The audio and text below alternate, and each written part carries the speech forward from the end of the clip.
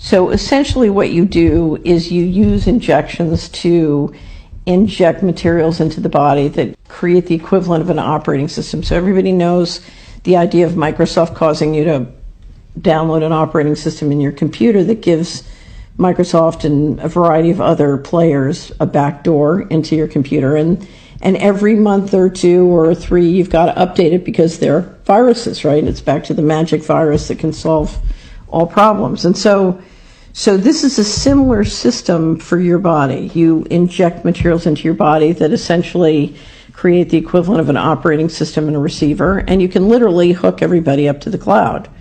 And that includes hooking them up in a way that their transaction system, the Bible calls it the mark of the beast.